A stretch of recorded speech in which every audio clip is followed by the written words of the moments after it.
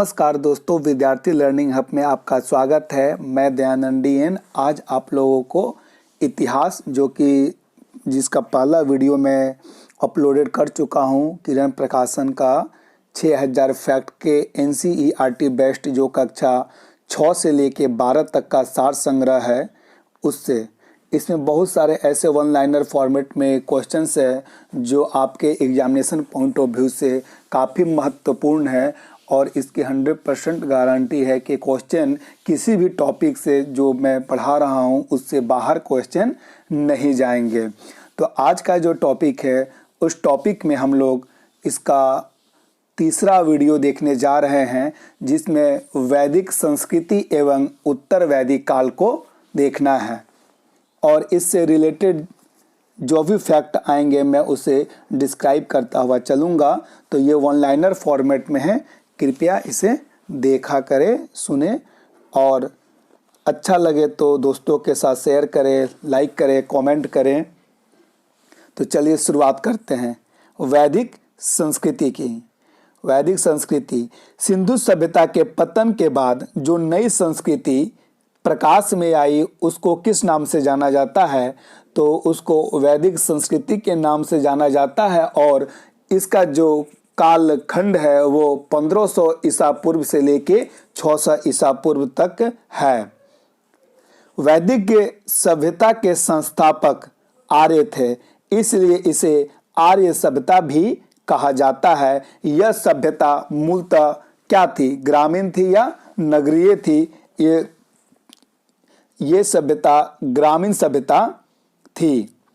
वेद, ब्राह्मण, आर्यनक और उपनिषद सम्मिलित रूप से वैदिक साहित्य माने जाते हैं। तो वैदिक साहित्य के बारे में जब चर्चा की जाएगी तो आपको 4 तरह के साहित्य की विवेचना करना होगा, जिसमें वेद, ब्राह्मण, आर्यनक और उपनिषद चारों को मिलाकर वैदिक साहित्य कहा जाता है।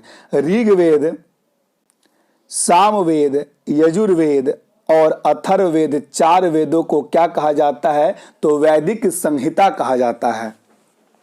मानव जाति का प्रथम ग्रंथ किसको माना जाता है?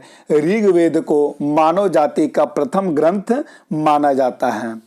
ऋग्वेद की मूल लिपि क्या थी? तो ऋग्वेद की जो मूल लिपि है वो ब्राह्मी लिपि है। ऐत्रेय ब्राह्मण ग्रंथ किस वेद से संबंधित है? ऐत्रेय ब्राह्मण जो ग्रंथ है वो ऋग्वेद से संबंधित है।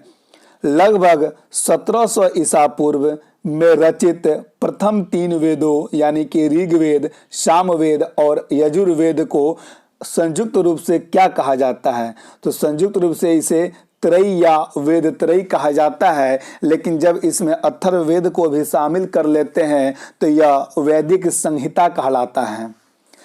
आर्यों के आरंभिक इतिहास की जानकारी का मुख्य स्रोत ऋग्वेद है और ऋग्वेद में कुल 10 मंडल और 1028 मंत्र हैं। इनमें से कौन से 2 मंडल बाद में जोड़े गए? तो जो इसका पहला मंडल है और जो 10वां और अंतिम मंडल है इसे बाद में जोड़ा गया है। ऋग्वेद की रचना गृत्समद, विश्वामित्र, वामदेव, अत्रि, भारद्वाज और वशिष्ठ ने की। तीसरे मंडल में वर्णित गायत्री मंत्र के रचयिता इनमें से कौन है? तो विश्वामित्र जो है गायत्री मंत्र के रचयिता है। लेकिन अगर ऋग्वेद की रचना की बात आती है तो जिसमें गृत्समद, विश्वामित्र, वामदेव, अत्रि, भारद्वाज और वशिष्ठ ये सभी लोगों ने मिलकर ऋग्वेद की रचना की थी। 8वें मंडल के रचनाकार किन 2 वंशों से संबंधित थे जो अनार्य माने जाते हैं? तो 8वें मंडल के जो रचनाकार हैं कण्व और अंगिरस वंश के से संबंधित थे जो अनार्य थे। स्त्रियों ने भी वैदिक ऋचाओं की रचना की। इनमें से प्रमुख रचनाकार का क्या नाम है? तो सबसे प्रमुख जो रचनाकार स्त्रियों में थी वैदिक ऋचाओं की रचना में तो लोपामुद्रा प्रमुखता वर्णित हैं। द्वितीय से सप्तम मंडल के मंत्र अधिकांशतः ऋषियों के एक ही परिवार द्वारा रचे गए हैं, इसलिए इन मंडलों को क्या कहा जाता है? वंश मंडल। दूसरा से जो सप्तम मंडल है, इन्हें एक ही परिवार के द्वारा रचा गया है, इसलिए इसे वंश मंडल कहा जाता है। ऋग्वेद का 9वां मंडल किस देवता को समर्पित है? तो सोम देवता को समर्पित है 9वां मंडल। प्रोफेसर मैक्स मुलर के मुताबिक आर्यों का जो मूल निवास स्थान था वो मध्य एशिया था। ऋग्वेद में सिंधु नदी का वर्णन कई बार हुआ है, जबकि गंगा का 1 बार और यमुना का 3 बार उल्लेख मिलता है।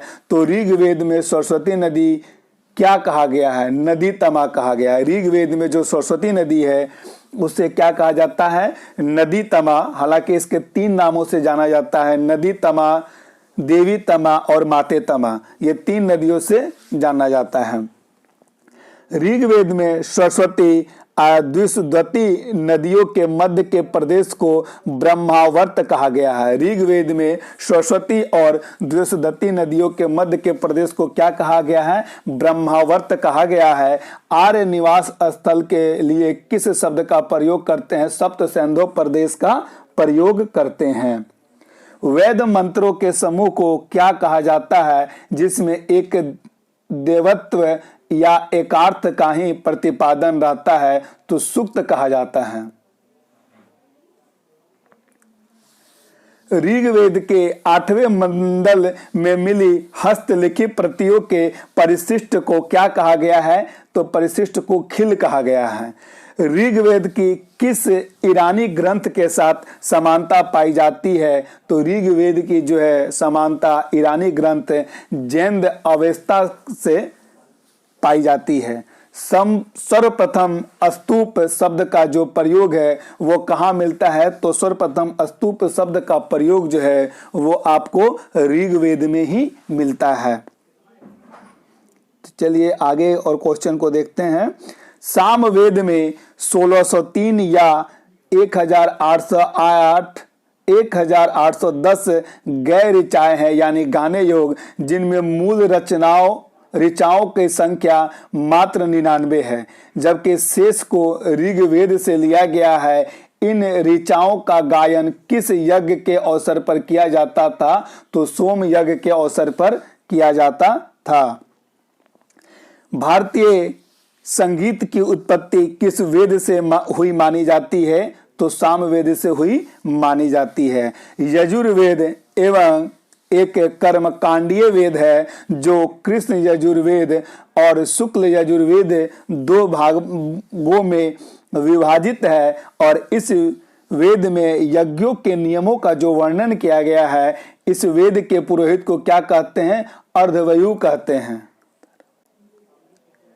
किस वेद में सर्वप्रथम राजसु या वाजपेय यज्ञों का वर्णन किया गया है? तो यजुर्वेद में वर्णन किया गया है।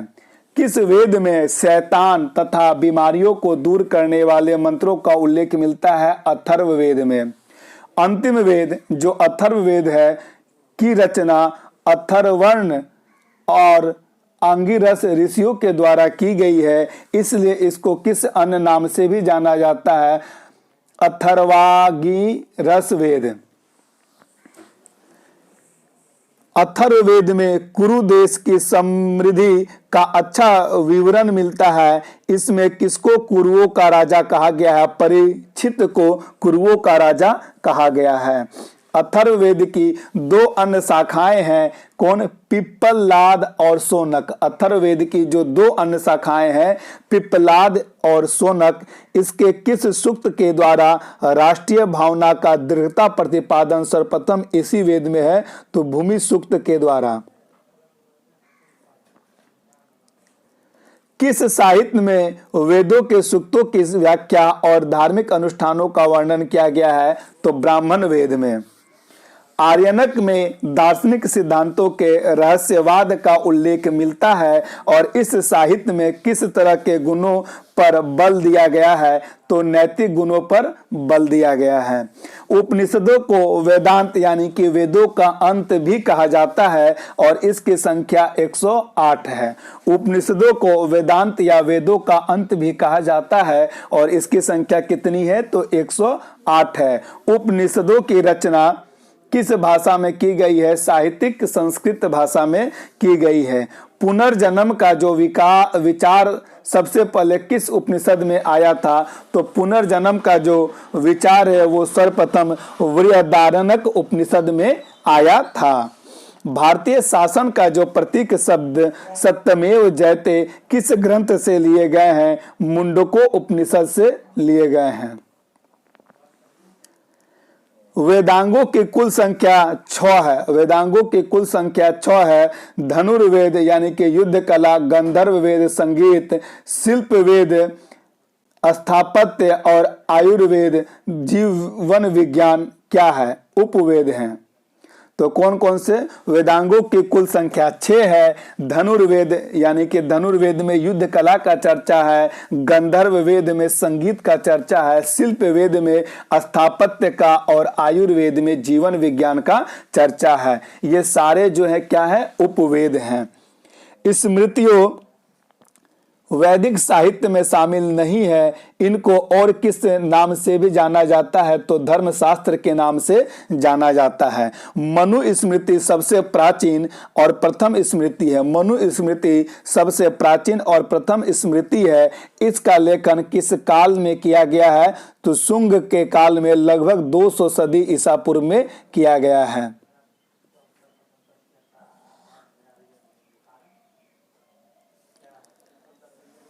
आर्यों के बारे में प्राचीनतम पुरातात्विक साक्ष्य बोगज कोई अभिलेख से प्राप्त होते हैं। इसमें 1400 ईसा पूर्व में किन दो शासकों के बीच शांति समझौते का उल्लेख है? हिती और मिन्नती शासकों के बीच जो है शांति समझौते का उल्लेख है। किसमें? बोगज कोई अभिलेख में। बोगज कोई अभिलेख में मिन्नती शासकों द्वारा वैदिक देवताओं यथा इंद्र, वरुण, मित्र और नासत्य के आवाहन का उल्लेख मिलता है। इनमें क्या अग्नि का नाम भी है? नहीं। धूसर मृदभांड संस्कृति का रचयिता किसको माना जाता है? धूसर मृदभांड संस्कृति का जो रचयिता है वो आर्यों को माना जाता है। आर्यों का मुख्य व्यवसाय पशुचारण था और कृषि का स्थान गौण था। उनके पुरुष प्रधान समाज में किस पशु का सबसे अधिक महत्व था, तो वो घोड़ा का था। भारत में आर्य ईरान होते हुए आए थे और ऋग्वेद की कई बातें ईरानी भाषा के प्राचीनतम ग्रंथ से में मिलती है। उक्त ग्रंथ का नाम अवेस्ता था। आरंभिक आर्यों का निवास भारत के पंजाब और हरियाणा के अलावा कहाँ था, तो पूर्वी अफगानिस्तान और पाकिस्तान में था। आर्यों की सबसे प्रमुख नदी सिंधु और इसको नदी तमा अर्थात श्रेष्ठ नदी या सबसे पवित्र नदी कहा गया है सरस्वती को। किस नदी के निकट ऋग्वैदिक सभ्यताएं सबसे अधिक स्थित थी, तो सरस्वती नदी के समीप। आर्य लोग तांबा कहाँ की खानों से प्राप्त किया करते थे? खेतड़ी राजस्थान से। आर्य लोग जहाँ सबसे पहले बसे उस पूरे क्षेत्र को क्या कहा जाता है, तो सप्त सिंधु प्रदेश कहा जाता है। भारत आने पर आर्यों का दास और दस्यु नामक स्थानीय लोगों के साथ संघर्ष हुआ और ऋग्वेद में इनमें से किसकी हत्या का उल्लेख बार बार मिलता है, तो दस्युओं का हत्या का उल्लेख बार बार मिलता है। ऋग्वैदिक काल में सर्वाधिक महत्वपूर्ण देवता को पुरंदर कहा जाता था, जिसका अर्थ होता है दुर्गों को तोड़ने वाला, और इस देवता का जो अन्य नाम है वो इंद्र है। वह ऋग्वैदिक देवता कौन है जिनको ऋतु या सृजनात्मक आदेश का समर्थक माना जाता है? तो वो है वरुण। ऋग्वैदिक काल में आर्यों का मुख्य व्यवसाय क्या था? तो ऋग्वैदिक काल में आर्यों का मुख्य व्यवसाय पशुपालन था। ऋग्वैदिक आर्य किस भाषा के प्रयोग करते थे? संस्कृत भाषा के प्रयोग करते थे। आर्यों के 5 कबीलों अनु, द्रहु, पुरु, यदु और तुर्वस को क्या कहा जाता है? तो पंचजन्य कहा जाता है। किसे पंचजन्य कहा जाता है?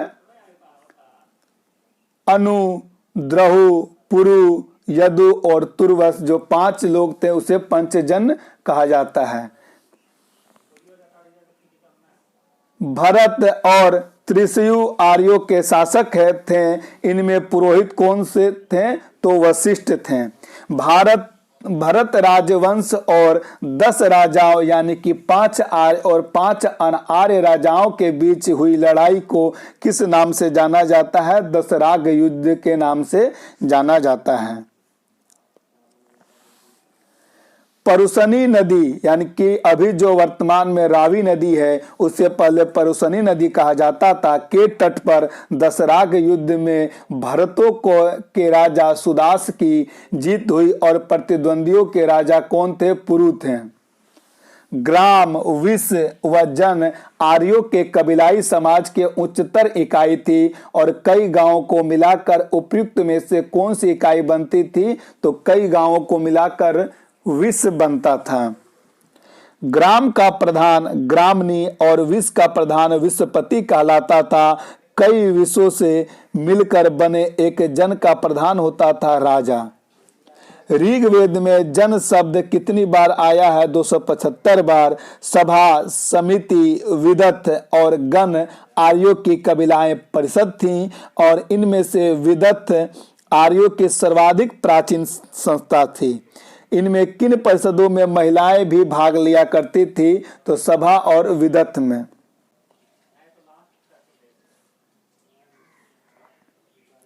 अब देखते हैं नेक्स्ट क्वेश्चन को। तो समिति सामान्य जनता के प्रतिनिधि सभा थी जिसके पास राजा की नियुक्ति, पदच्युत और उस पर नियंत्रण का अधिकार था। समिति के सभापति को क्या कहा जाता था? ईशान कहा जाता था। वैदिक काल में गुप्तचरों को अस्पष्ट कहा जाता था और न्यायाधीशों को किस नाम से जाना जाता था? तो प्रश्न विनाक के नाम से जाना जाता था। कुल यानी कि परिवार सबसे छोटी और मौलिक इकाई थी और सबसे बड़ी इकाई कबीला जन था।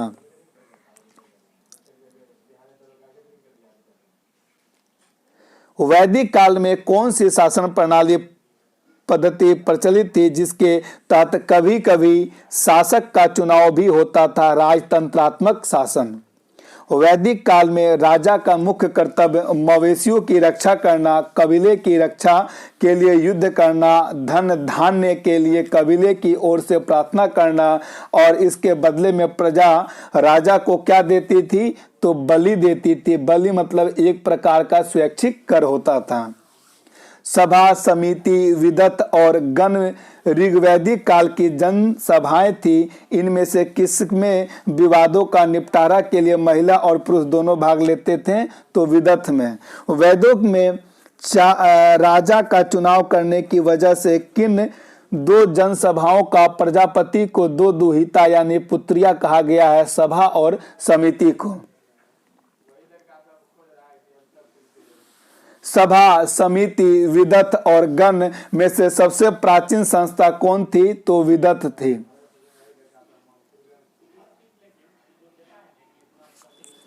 राजा द्वारा मंत्री परिषद की स्थापना की जाती थी और सबसे महत्वपूर्ण अधिकारी पुरोहित होता था और उसके बाद सेनानी का स्थान होता था। ऋग्वैदिक काल के 2 महान पुरोहित कौन हुआ थे? तो वशिष्ठ और विश्वामित्र। वैदिक काल में अस्थाई सेना नहीं होती थी, उसके स्थान पर कौन सी कबीलाई टोलियां युद्ध करती थी? तो वात्र, गण, ग्राम और सर्द। वात्र, गण, ग्राम और सर्द जो थे कबीलाई टोलियां होती थी जो युद्ध किया करती थी। अब देखते हैं वैदिक संस्कृति की सामाजिक, आर्थिक और धार्मिक जीवन कैसा था। ये वैदिक काल की बात है। इसके बाद फिर उत्तर वैदिक काल हम लोग देखेंगे इसी वीडियो में। आर्य समाज में नारी का पर्याप्त सम्मान, आर्य समाज में नारी का पर्याप्त सम्मान होता था। यह समाज किस प्रकार का था? पितृसत्तात्मक समाज था। किस मंडल के पुरुष सूक्त में 4 वर्णों की उत्पत्ति का वर्णन मिलता है, जिसमें शूद्र शब्द का भी प्रथम उल्लेख मिलता है? तो 10वां मंडल। वैदिक काल में जब कोई स्त्री विधवा हो जाती थी, इसके बावजूद उसे संतानों उत्पत्ति का अधिकार यानी कि देवर के साथ सहवास करने की अनुमति होता था, और इस प्रथा को क्या कहा जाता था? तो नियोग प्रथा। स्त्रियों को राजनीति में भाग लेने और संपत्ति विषयक अधिकार नहीं होता प्राप्त थे। क्या इस काल में पर्दा प्रथा का उल्लेख मिलता है? तो नहीं। संयुक्त परिवार की प्रथा थी और पुत्र ही पैतृक संपत्ति का उत्तराधिकारी होता था। भूमि पर निजी अधिकार होता था या सामूहिक? तो सामूहिक अधिकार होता था। कृषि संबंधी प्रक्रिया से संबंधित उल्लेख चतुर्थ मंडल में मिलता है, और ऋग्वेद में किस एक ही अनाज का उल्लेख मिलता है? तो यव, जिसे कि हम लोग जौ कहते हैं। वैदिक कालीन आर्य मुख्य रूप से पशुचारक, कृषि, व्यापार और उद्योग में से क्या करते थे? तो यह पशुचारण करते थे, मुख्य रूप से पशुचारक थे। गाय, बैल, बकरी, भेड़ और घोड़ा आर्यों के मुख्य पशु थे। इनमें से किसका इस्तेमाल मुद्रा यानी कि धन के पर्याय के रूप में किया जाता था? तो गाय का। गविष्टि का शाब्दिक अर्थ होता है गायों की खोज करना, और गविष्टि शब्द किसके लिए इस्तेमाल किया जाता था? तो युद्ध के लिए। किस ग्रंथ में कृषि से जुड़े विभिन्न शब्दों और नियमों का उल्लेख मिलता है? तो शतपथ ब्राह्मण में।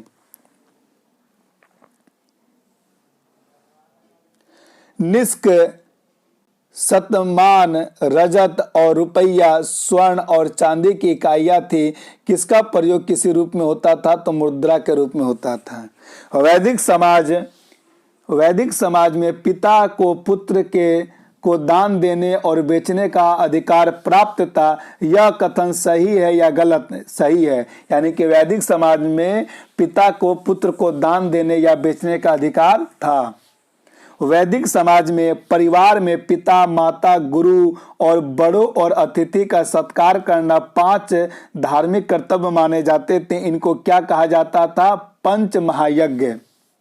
वैदिक काल में जाति का जो निर्धारण जन्म के आधार पर था या कर्म से? तो वैदिक काल में कर्म से था।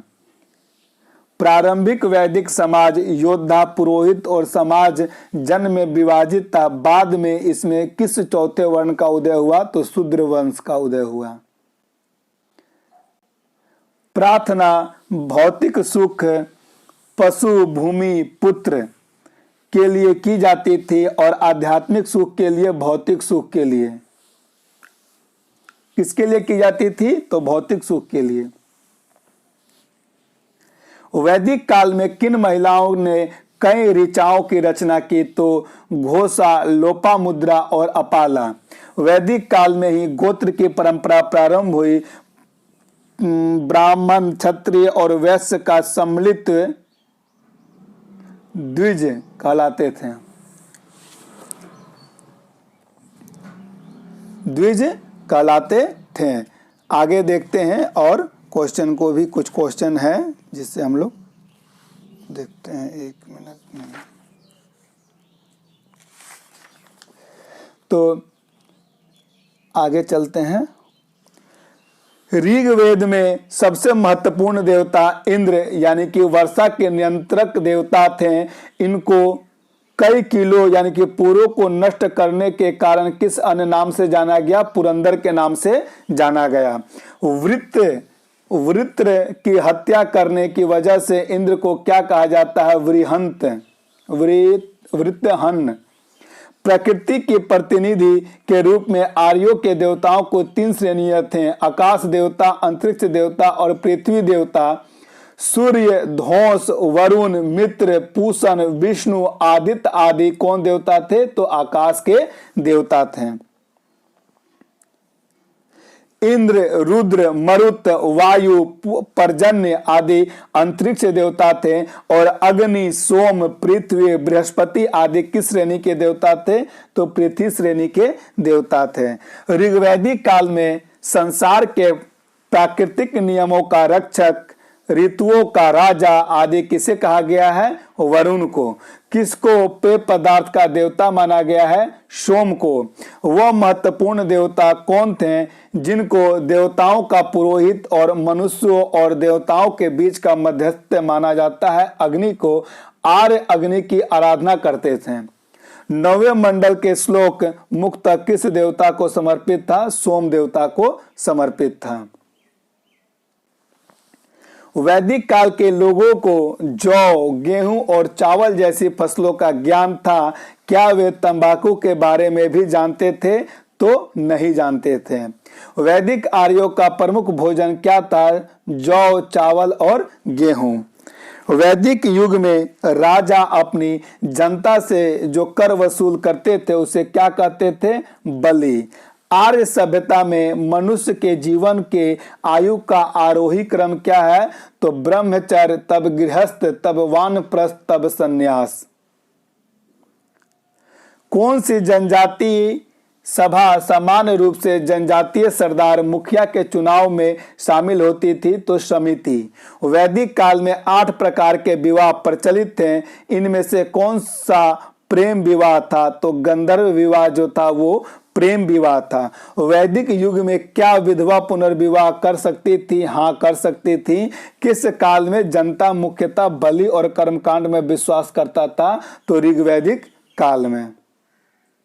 चलिए, तो अब हम लोग वैदिक काल का जो है ऋग्वैदिक काल देखें। अब उत्तर वैदिक काल को देखते हैं। और इस तरह से हमें नहीं लगता है कि इससे एक भी क्वेश्चन आपके किसी भी एग्जामिनेशन में बाहर जाएंगे।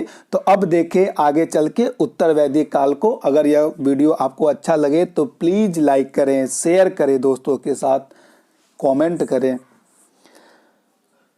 उत्तर वैदिक काल। उत्तर वैदिक काल सामवेद, यजुर्वेद और अथर्ववेद तथा ब्राह्मण ग्रंथों, आर्यनको उपनिषदों की रचना किस कालखंड में हुई है? तो उत्तर वैदिक काल 1000 ईसा पूर्व से लेके 600 ईसा पूर्व तक। उत्तर वैदिक युग की सभ्यता का केंद्र पंजाब से बढ़कर कहाँ आ गया? तो कुरुक्षेत्र में, गंगा यमुना दोआब का उत्तरी भाग में। इस काल में भूभाग आधारित बड़े राज्यों की स्थापना हुई जिनमें कौशल, विदेह, अंग, कुरु, पांचाल शामिल थे। पुरु और भरत मिलकर कुरु बना था और तुर्वस और कृवि मिलकर कौन सा राज्य बना? पांचाल।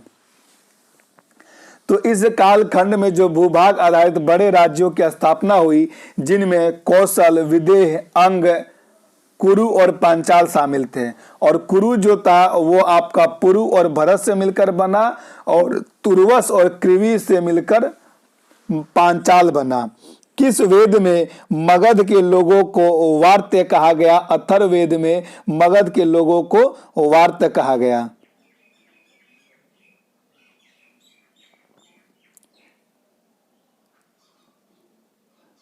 मगध के लोगों को वार्ता कहा गया।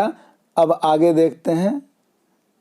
उत्तर वैदिक काल में कई कबीलाएं मिलकर राष्ट्र या राष्ट्र शब्द जो प्रदेश का सूचक है पहली बार इस काल में प्रकट हुआ का निर्माण करते हैं। इसे किस नाम से जाना जाता है? जनपद। किस काल में राज्य के विस्तार और राजा की शक्ति में भी वृद्धि के लिए कई प्रकार के कर्मकांडीय यज्ञ किए जाते थे? इनमें 3 प्रमुख कौन कौन थे? तो राजसूय यज्ञ, अश्वमेध यज्ञ और वाजपेयी यज्ञ। अब आगे क्वेश्चन देखेंगे।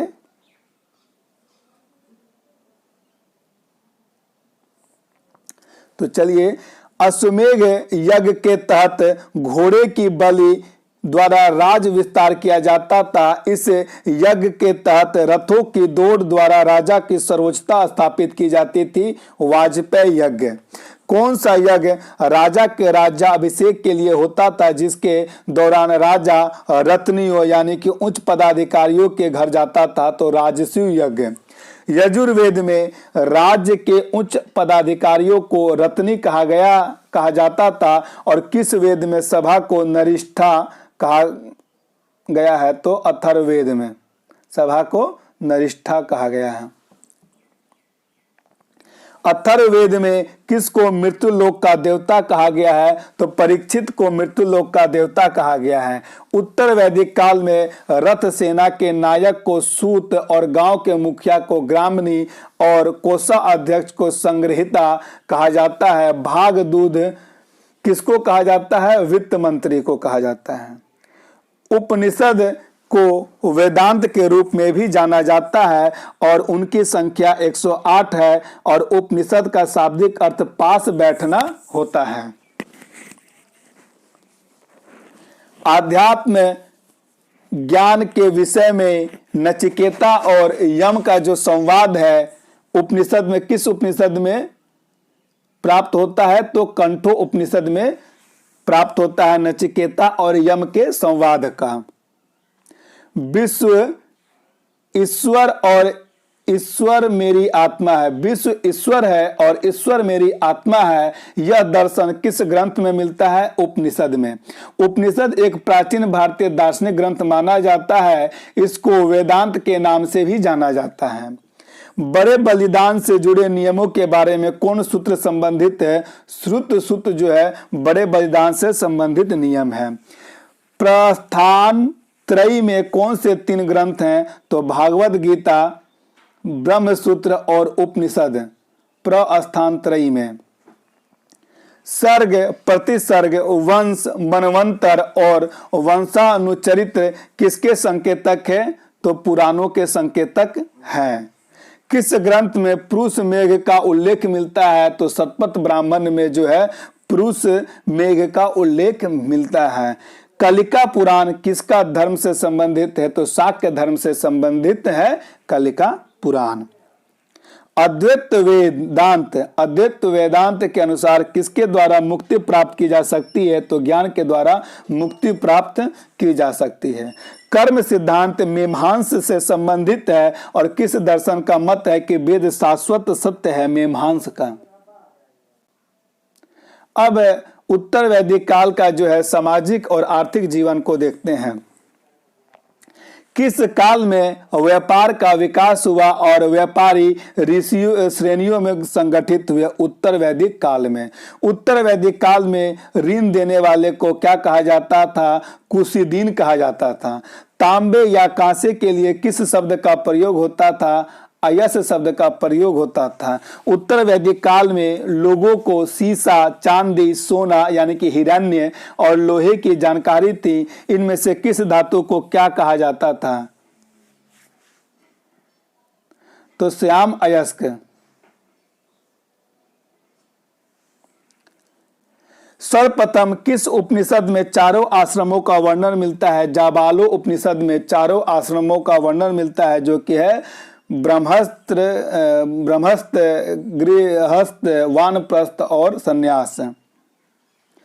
आश्रम प्रणाली का सर्वप्रथम उल्लेख किस ब्राह्मण में पाया जाता है? तो ऐत्रेय ब्राह्मण में पाया जाता है। गोत्र का अर्थ होता है गौशाला। एक ही गोत्र के अंदर विवाह पर प्रतिबंध था। इसका उल्लेख किस वेद में है? अथर्ववेद में। ऋग्वेद के किस सूक्त से शिक्षा पद्धति की जानकारी मिलती है? मंडूक सूक्त से जो है शिक्षा पद्धति की जानकारी मिलती है। उत्तर वैदिक काल में वर्ण व्यवस्था का जो आधार कर्म पर आधारित न होकर जाति पर आधारित हो गया। इस काल में केवल एक ही वर्ण को कर चुकाना पड़ता था। वह वर्ण कौन था? तो वैश्य वर्ण था। किस ब्राह्मण ग्रंथ में एक स्थान पर क्षत्रियों को ब्राह्मणों से श्रेष्ठ कहा गया है? तो शतपथ ब्राह्मण में।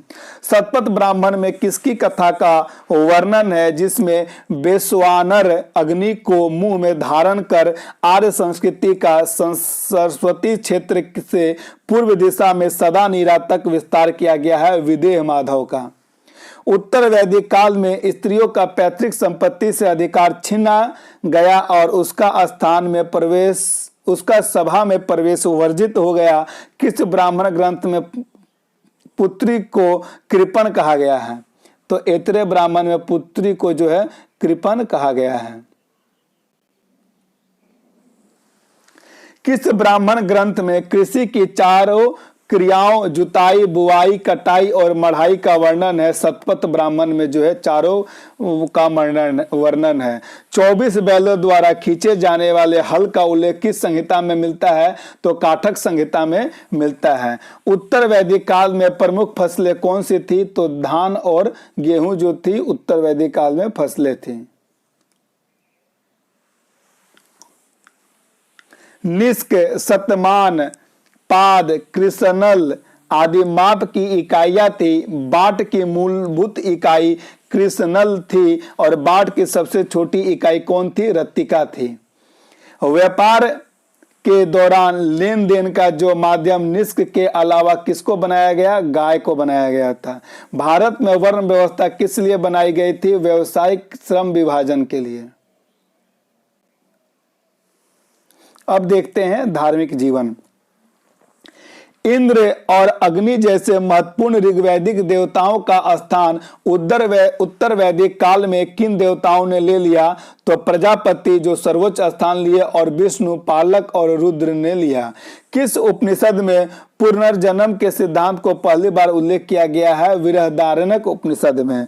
ऋग्वैदिक काल में पशुओं के देवताओं उत्तर वैदिक काल में जाकर शूद्रों के देवता हो गए, उनका क्या नाम था? पूषण। उत्तर वैदिक काल में पशुओं के किस देवता की पूजा शिव के रूप में होने लगी? तो रुद्र की देव पूजा। किस काल में बहुदेववाद एवं 60 दर्शनों का उदय हुआ? उत्तर वैदिक काल में।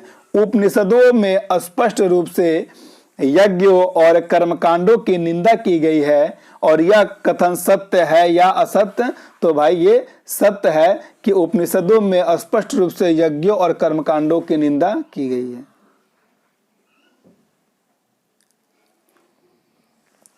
कंठो उपनिषद में यम नचिकेता संवाद है और किस उपनिषद में गार्गी याज्ञवल्क्य संवाद है? तो बृहदारण्यक उपनिषद में। काम कर्म सिद्धांत का प्रथम प्रतिपादन किस उपनिषद में किया गया है? ईशो उपनिषद में। छंद, कल्प, व्याकरण, निरुक्त, शिक्षा और ज्योतिष किन ग्रंथों के तहत आते हैं? तो वेदांग के तहत आते हैं। छंद, कल्प, व्याकरण, निष्क, शिक्षा और ज्योतिष। उत्तर वैदिक काल के वेद विरोधी और ब्राह्मण विरोधी धार्मिक अध्यापकों को क्या कहा जाता था? तो श्रमण कहा जाता था।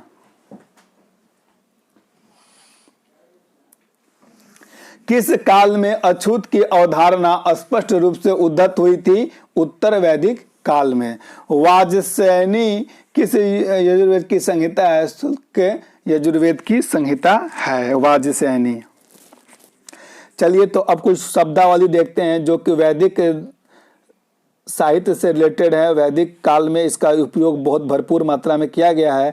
जैसे कि देखिए, वेद ज्ञान या जानना। वेद विद शब्द से बना है जिसका अर्थ होता है ज्ञान। कुलप किसे कहते हैं? तो परिवार का मुखिया को कुलप कहते थे। उग्र किसे कहते? पुलिस कर्मचारी को उग्र कहते थे। जव को यव कहा जाता था। उसनिस, पगड़ी को उसनिस कहा जाता था। पगड़ी को जो है उसनिस कहा जाता था। और लौंगल, तो हल को जो है लोंगल कहा जाता था। हल को क्या कहा जाता था? लोंगल। करिस में गोबर की खाद को करिस कहा जाता था। पर्जन्य, बादल को पर्जन्य कहा जाता था। उर्दर, अनाज नापने का पात्र या यंत्र को उर्दर कहा जाता था। अमाजू, आजीवन अविवाहित विदुषी स्त्री को अमाजू कहा जाता था। आजीवन अविवाहित विदुषी स्त्री को अमाजू कहा जाता था। गाय जिसे न मारा जा सके अघन्या कहा जाता था, और गोमत धनी व्यक्ति जिसके पास पर्याप्त मात्रा में गाय थी वो गोमत कहलाते थे। गव या गवयती चारागाह को गव या गवयती कहा जाता था। गविष्टि गाय के लिए युद्ध हेतु शब्द को गविष्टि कहा जाता था। गौपति गाय राजा या मुखिया को गौपति कहा जाता था। गोधुली समय मापने का शब्द को गोधुली कहा जाता है। गवयुति दूरी मापने का जो शब्द है उसे गवयुति कहा जाता है। दुहिता या दुहित्री दूध दूहने वाली की पुत्री जो थी दुहिता या दुहित्री थी। श्याम अयस्क किसे कहा जाता है? तो लोहा को श्याम अयस्क और लोहित अयस्क तांबा को, हिरण्य को सोना और लोहा तांबा को, और त्रपु जो है वो टीन को कहा जाता है। निष्क सोने का टुकड़ा और आभूषण को निष्क कहा जाता है अथवा मुद्रा को। पेशस पेशस कढ़ाई वाले वस्त्र को पेशस कहा जाता है। उपान जूते को उपान कहा जाता है। गोधूम गेहूं को गोधूम कहा जाता है। व्रीहि चावल को व्रीहि कहा जाता है। अपूप अपूप जो है दूध या घी मिश्रित भोज पदार्थ को अपूप कहा जाता है। वाधुई जो है वधु द्वारा धारण किया जाने वाला वस्त्र जो है विवाह के अवसर पर वाधुयु कहते थे, और धन में जो है मरुस्थल को धनो कहते थे।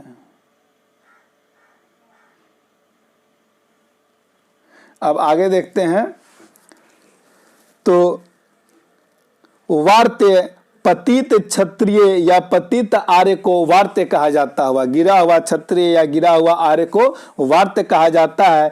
हिमालय पर्वत को हिमवंत कहा जाता है। हिंदुकुश पर्वत को मुंज पर्वत कहा जाता है, और सरस्वती नदी को नदी तमा, सरस्वती नदी को सिंधु तमा, और समुद्र को अर्णव, समुद्र को क्या कहा जाता है? अर्णव। पुरंदर इंद्र की उपाधि या दुर्ग भेदक पुरंदर कहलाते थे। अथर्वन भृंग या अंगिरास ऋषि की उपाधि इन्होंने यज्ञ वेदी में अग्नि की स्थापना की। अथर्वन कहा जाता है।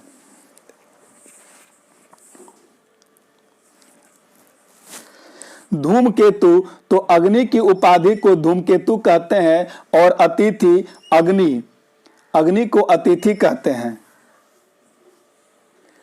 हलवाहा हलवाहा को किवास कहा जाता था। हलवाहा को क्या कहा जाता था? किवास। और गोबर की खाद को करीस या सकृत कहा जाता था। कृषि योग्य भूमि को उर्वरा अथवा क्षेत्र कहा जाता। कृषि योग्य भूमि को उर्वरा अथवा क्षेत्र कहा जाता था। धनी व्यक्ति को गोमत कहा जाता था। अतिथि को गोधना कहा जाता था। अतिथि को क्या कहा जाता था? गोधना। निसंतान विधवा को पुत्र प्राप्ति के लिए अपने देवर के साथ जो सहवास करने की अनुमति थी वो नियोग कहलाता था। विधवाओं का पुनर्विवाह पुनर्भू कहा जाता था, और शिव को त्रयंबक कहते थे। वैदिक नदियां तो नदी और उनके जो वर्तमान समय में है, जैसे सतलज को सतुद्री, गोमती, चिनाब नदी को अस्कन्ही कहा जाता था। घग्घर को द्विषदती नदी कहा जाता था। गंडक को सदानीरा नदी कहा जाता था। रावी को परुसनी नदी कहा जाता था। झेलम को वितस्ता नदी कहा जाता था। व्यास को विपाशा नदी कहा जाता था, और काबुल जो नदी थी उसे कुंभा नदी कहा जाता था। कुर्रम को कुरमुर नदी कहा जाता था। सिंध को सिंधु नदी कहा जाता था, और सुवात को सुवस्तु नदी कहा जाता था। राजाओं की उपाधि, उत्तर दिशा के राजा को विराट, उत्तर दिशा के राजा को विराट कहा जाता था, और दक्षिण दिशा के राजा को भोज कहा जाता था। पूर्व दिशा के राजा को सम्राट कहा जाता था, और पश्चिम दिशा के राजा को स्वराट कहा जाता था, और मध्य देश के राजा को राजन कहा जाता था। ये उत्तर वैदिक काल की और वैदिक काल की वर्ड जो यूज होते थे उस समय। जो राजा चारों दिशाओं अथवा क्षेत्र का शासक जो को जीत लेते थे वो एक राट कहलाते थे। राजा राजसु यज्ञ करने वाले की उपाधि प्राप्त थी। सम्राट वाजपेय यज्ञ करने वाले की उपाधि सम्राट थी। और प्रथम 5 का उल्लेख ऐत्रेय ब्राह्मण में मिलता है।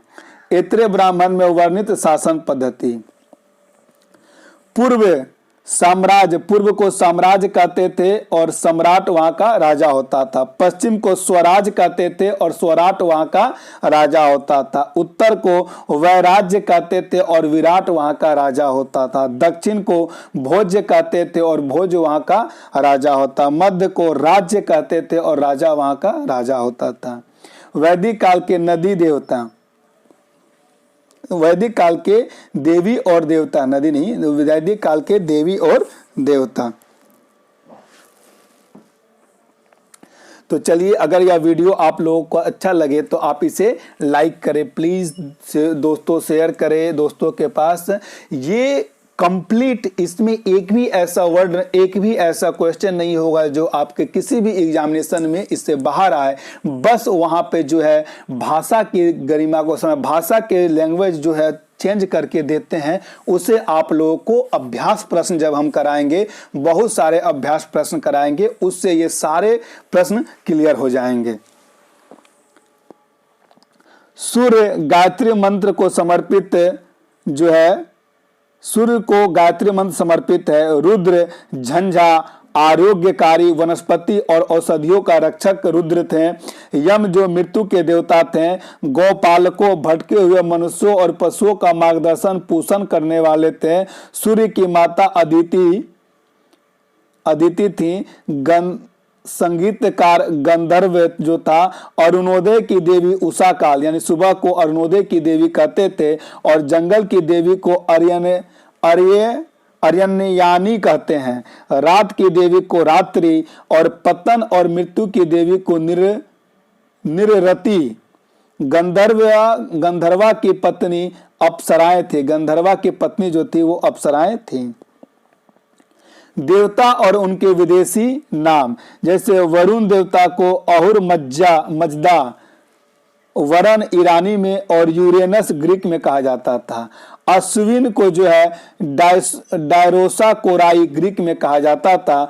अग्नि को इग्निस कहते थे और मित्र को मित्र यानी ईरान में, इंद्र को इंदर ईरान में और जियस ग्रीक में, पेनकुसे चीन में, धौ को जुपिटर इटली में कहा जाता था और सूर्य को हेलोइस ग्रीक में कहा जाता था।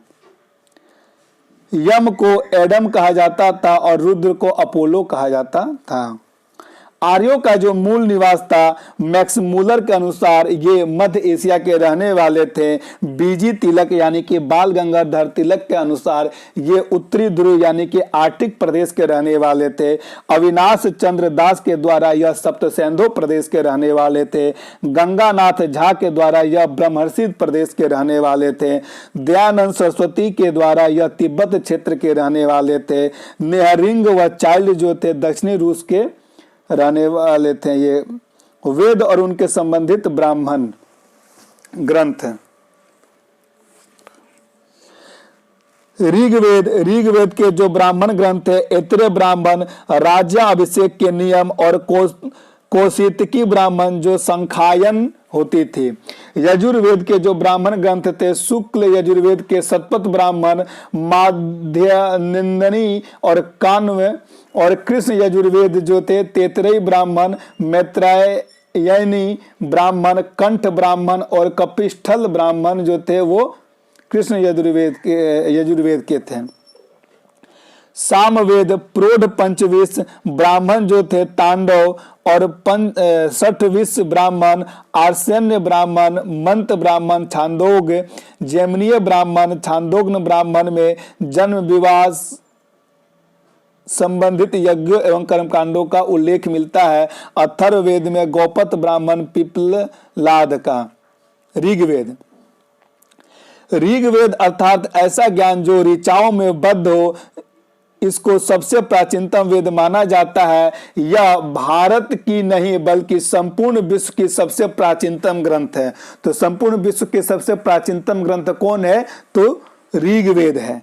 ऋग्वेद को दुनिया के सभी इतिहासकारों ने हिंदी यूरोपीय भाषा परिवार की सबसे पहली रचना मानते हैं। इसकी तिथि 1500 से 1000 ईसा पूर्व मानी जाती है। संभवतः इसकी रचना सप्त सिंधु प्रदेश में हुई थी और ऋग्वेद के अधिकांश भाग में देवताओं और स्तुति परक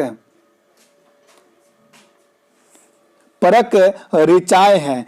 इनमें स्तुतियों के अलावा अन्य प्रकार के सूक्त भी हैं और ऋग्वेद की संहिता में 10 मंडल, 85 अनुवाद, 1028 सूक्त और 10,552 मंत्र हैं। ऋग्वेद के दूसरे व 7वें मंडल की ऋचाएं सर्वाधिक प्राचीन हैं, जबकि पहला और 10वां मंडल अंत में जोड़ा गया है और ऋग्वेद में दयु, द्रुहा, तुर्वस, पुरु और अनु 5 जनों का वर्णन मिलता है। गायत्री मंत्र सावित्री का उल्लेख भी ऋग्वेद के 3 मंडल में किया गया है। इस मंडल के रचयिता विश्वामित्र हैं और यह मंडल वरुण देवता को समर्पित है। सूक्तों के पुरुष रचयिताओं में गृतसमद, विश्वामित्र, वामदेव, अत्रि, भारद्वाज और वशिष्ठ तथा स्त्री रचिताओं में लोपामुद्रा, घोषा, अपाला, विश्ववरा, सिक्ता, सचिपोलोमी और कक्षावृत्ति प्रमुख थे। इनमें लोपामुद्रा प्रमुख थी और वह क्षत्रिय वर्ण की थी, किंतु उनकी शादी अगस्त ऋषि से हुई थी। ऋषि मंडल गृतसमद जो थे वो द्वितीय ऋषि मंडल थे, विश्वामित्र जो है तृतीय के और वामदेव चतुर्थ के, अत्रि पंचम के, भारद्वाज षष्टम के, वशिष्ठ सप्तम के और कण्व तथा अंगिरस जो थे अष्टम जो था मंडल का रचयिता थे।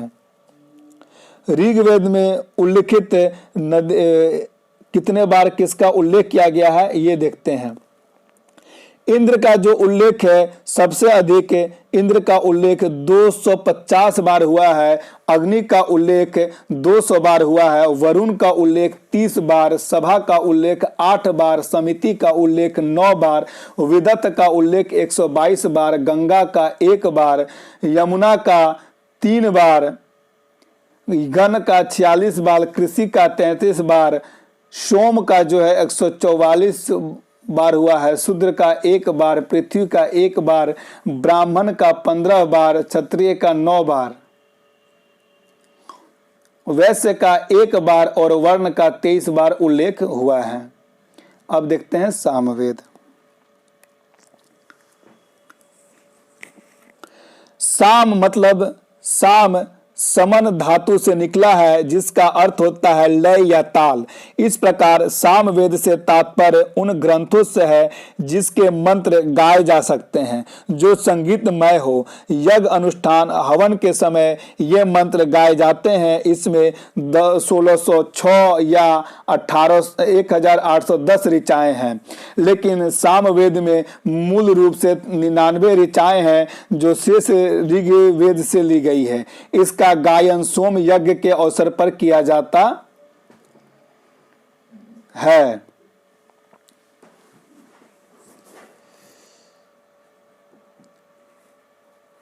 देवता विषयक विवेचना की दृष्टि से सामवेद के प्रमुख देवता सविता और सूर्य हैं। इनमें मुक्त सूर्य की स्तुति के मंत्र हैं, किंतु इंद्र सोम का भी इसमें पर्याप्त वर्णन है। सामवेद का प्रथम दृष्टा वेद व्यास के शिष्य जैमिनी को माना जाता है और भारतीय संगीत की उत्पत्ति इसी वेद को मानी जाती है।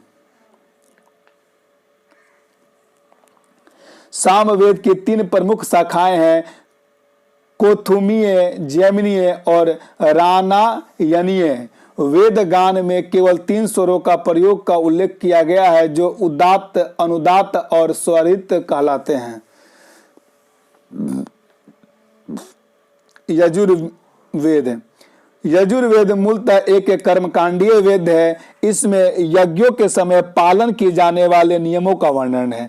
इस वेद में ही सर्वप्रथम राजसु और वाजपेयी यज्ञों का वर्णन मिलता है। इसकी रचना कुरुक्षेत्र में मानी जाती है। यजुर्वेद में आर्यों के धार्मिक और सामाजिक जीवन की झांकियां मिलती है। इस ग्रंथ से पता चलता है कि आर्य सप्त सिंधों से आगे बढ़ गए और वे प्राकृतिक पूजा के प्रति उदासीन होने लगे थे। यजुर्वेद के मंत्रों का उच्चारण अर्धवयु नामक पुरोहित करता है। यह गद और पद दोनों में लिखा गया है। गद को यजुष कहा गया है और यजुर्वेद के पदात्म मंत्र ऋग्वेद में अथर्ववेद से लिए गए हैं। इनमें स्वतंत्र पदात्म मंत्र बहुत कम है। यजुर्वेद के दो मुख्य भाग हैं। कौन कौन? तो शुक्ल यजुर्वेद और कृष्ण यजुर्वेद। यजुर्वेद का जो अंतिम अध्याय ईशावाक्य उपनिषद है, इसका संबंध आध्यात्मिक चिंतन से है। उपनिषदों में यह लघु उपनिषद आदिम माना जाता है क्योंकि इसे छोड़कर कोई भी अन्य उपनिषद संहिता का भाग नहीं है। यजुर्वेद से संबंध कुछ प्रमुख उपनिषद है। श्वेताश्वर उपनिषद, बृहदारण्यक उपनिषद, मुंडको उपनिषद।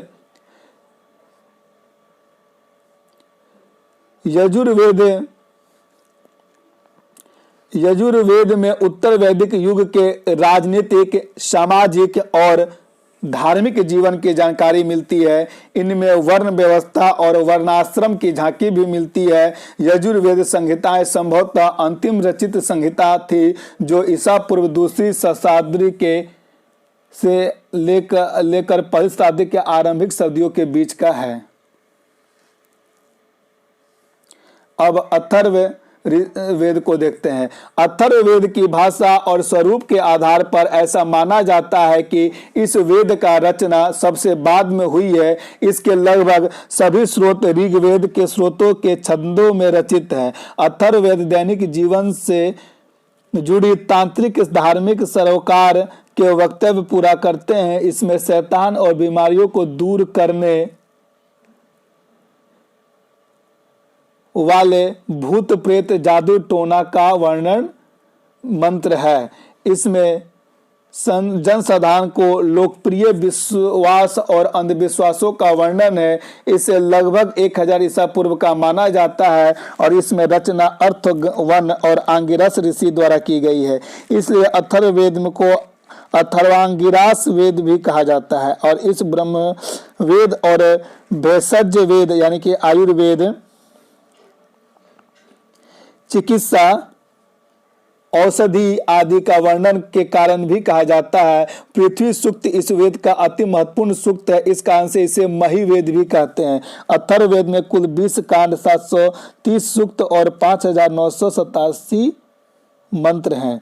तो इस प्रकार दोस्तों आज हम लोग वैदिक संस्कृति और उत्तर वैदिक काल के संपूर्ण जो भी क्वेश्चन आने की संभावना है, जिस भी वर्ड से रिलेटेड क्वेश्चन यहाँ से आ सकते हैं, उसको हम लोगों ने डिटेल से किया।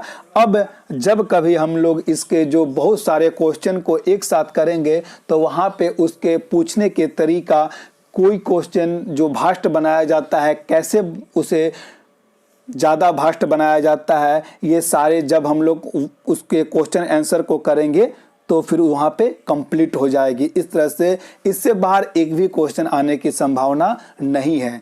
अगर यह वीडियो दोस्तों आप लोगों को अच्छा लगे तो लाइक करें, शेयर करें और कमेंट करना ना भूलें। जय हिंद।